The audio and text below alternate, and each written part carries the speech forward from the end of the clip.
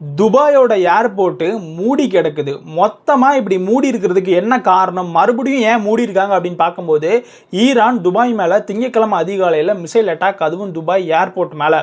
திங்கட்கிழமை share market start ஆகும். உலகத்துடைய கவனத்தை ஈர்க்கணும். ஷேர் மார்க்கெட் கொலாப்ஸ் ஆகணும். அப்பதான் அமெரிக்கா மேல ஒரு அழுத்தம் உருவாகும். இதனால அமெரிக்கா போரை நிறுத்தணும் அப்படின்ற காரணத்துக்காக உலகத்தினுடைய மிக முக்கியமான ஏர்போர்ட்டா இருக்கக்கூடிய கிழக்கு மேற்கு இணைக்கக்கூடிய டிரான்சிஷன் ஹப்பா இருக்கிற துபாய் இன்டர்நேஷனல் ஏர்போர்ட்ல இந்த ஒரு தாக்குதல்.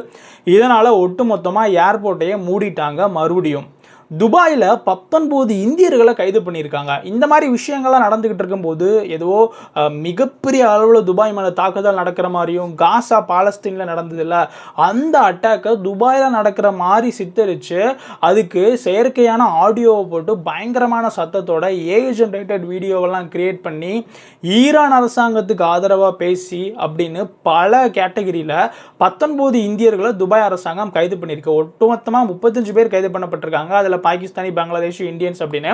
அதில் இந்தியன்ஸ் மட்டும் 19 பேர். இவங்களுக்கு 1 வருஷ சிறை தண்டனையும் இந்திய மதிப்பில் 25 லட்சம் வரைக்கும் அபராதம் விதிக்கப்படலாம் அப்படின்ற மாதிரி சொல்லுதாங்க. இவங்களுடைய பாஸ்போர்ட்டை ஐக்கிய அரபு அமீரகம், அதாவது துபாயினுடைய அரசாங்கம் பிளாக் பண்ணிடும். மறுபடியும் அவங்க துபாய்க்குள்ளேயே போக முடியாது. அவங்களுடைய சிறை தண்டனை முடிஞ்சதுக்கப்புறம் அவங்கள இந்தியாவுக்கு நாடு கடத்திடுவாங்க. அவங்களுடைய கெரியரை, அவங்களுடைய ஃபியூச்சர், ஜாப் அப்படின்னு எல்லாமே இதனால் பாதிக்கப்படும்.